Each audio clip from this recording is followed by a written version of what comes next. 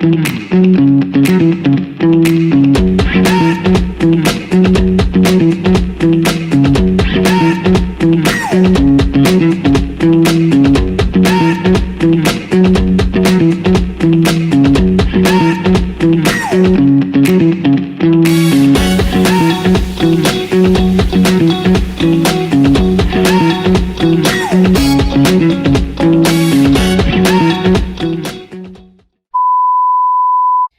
guys, welcome to another episode of Hey Guys, welcome to my channel.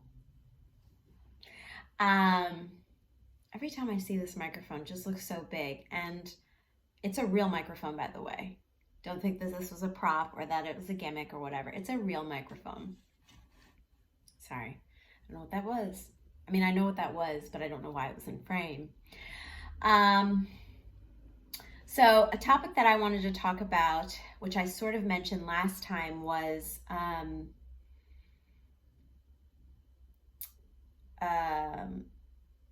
women watching true crime and basically, what was it? True crime, murder docos.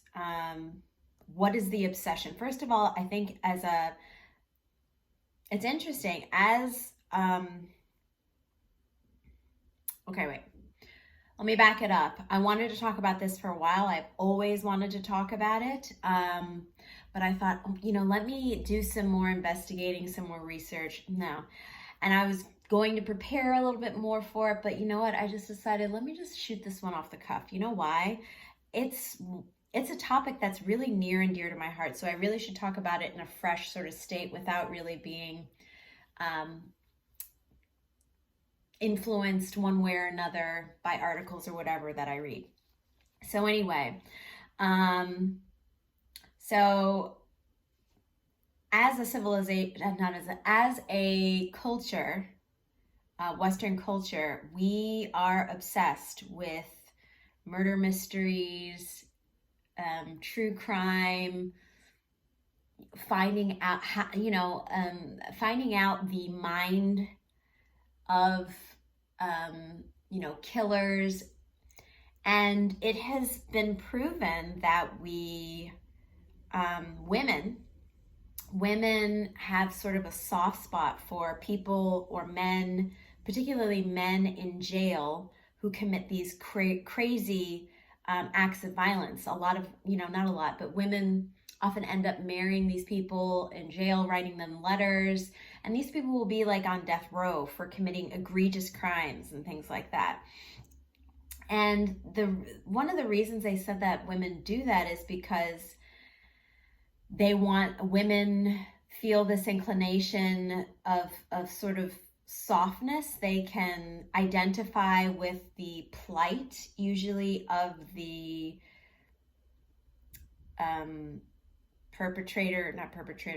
killer or offenders have trauma. They're growing up. They can somehow not identify, but understand, empathize with them. And so they're more inclined to want to build a relationship, know more about them, feel sorry for them and all this. And,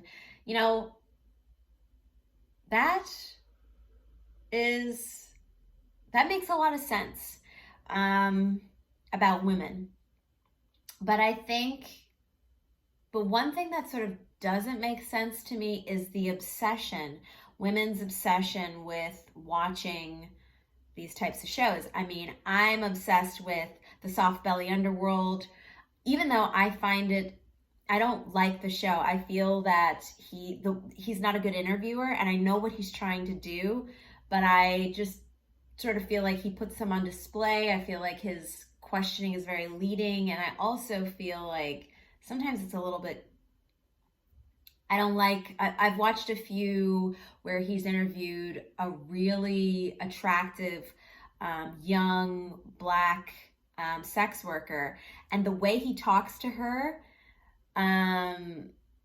just sounds really gross. It just sounds really gross. That's just my personal opinion. But I do like the show, and I like the show because of the stories that these people share. and what they've gone through is like extraordinary, and their ability to recount the truth is amazing to me. Their truth and their understanding of it. And there's something about them, which I'll say, which I admire. This is weird, is that there's something free about them. They seem, and you know, a lot of them are on drugs, a lot of them have lived these hard lives. But there's something, while they're grieving, they're going through horrible things, they have went through horrible things, or maybe they haven't even seen the other side. There's something about them that seems they've seen and they are completely free.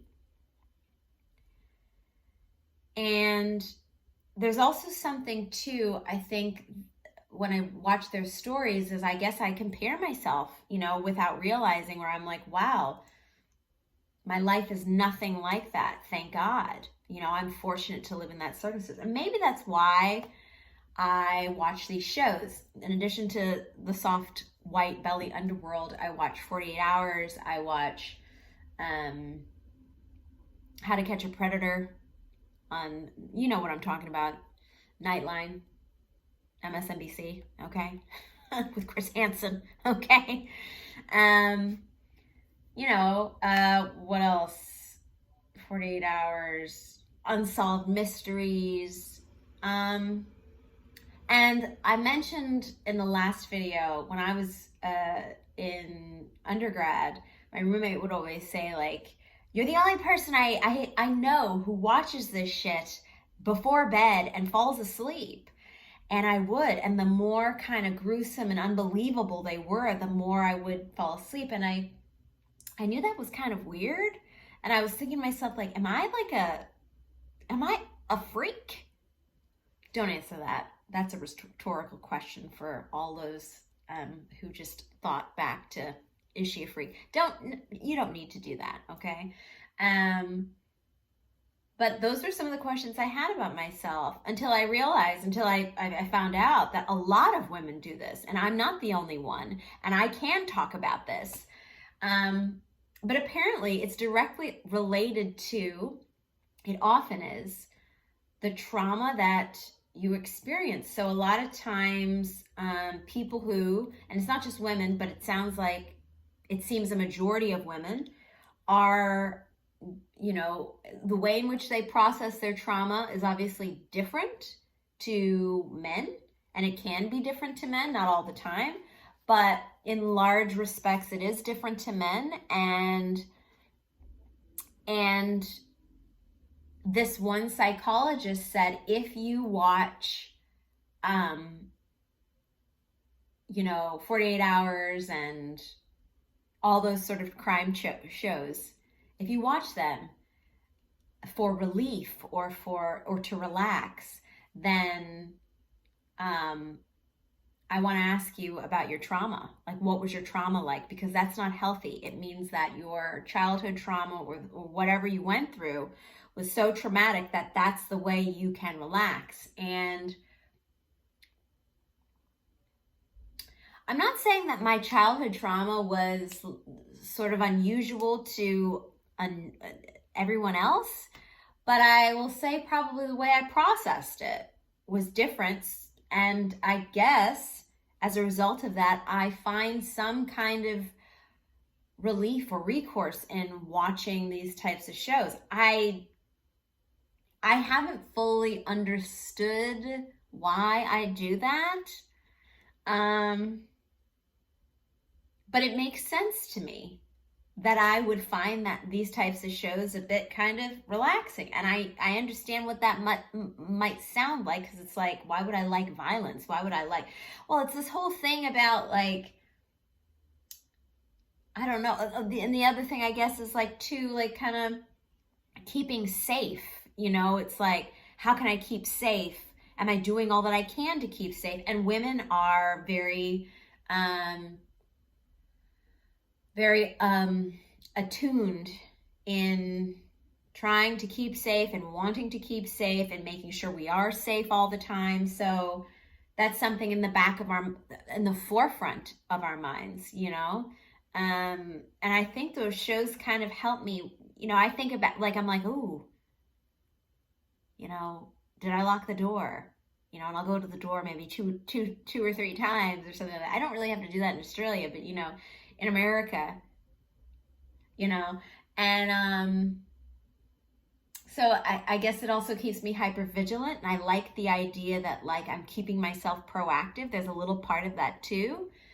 But I wonder if you really thought about it, if we all really thought about it, what would be the reason why we like all those shows? And I think I agree with that psychologist that as a result of, some of the trauma, I find that kind of stuff relaxing. Now, as I've been working through my own stuff, I don't find it as relaxing. Meaning, I realize that, subconsciously now, I think a lot of the stuff that I'm left with gets kind of diluted in my brain and is like, makes me apprehensive or trepidatious in certain situations, around certain people that I shouldn't be, So as a result of realizing that, I have stopped watching so many. Sometimes, every once in a while, like, I'll watch it, but I can now see that this is actually causing me a bit of grief.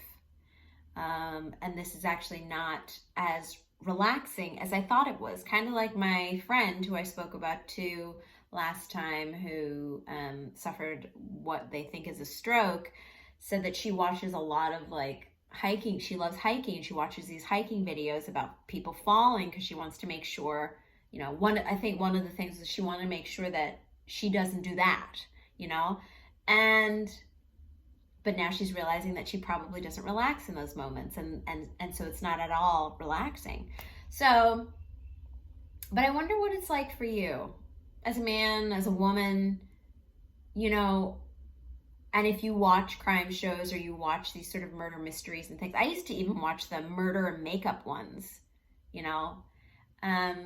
Do you find them relaxing? And why do you watch them? Do you have, like, a legitimate reason? Bye-bye!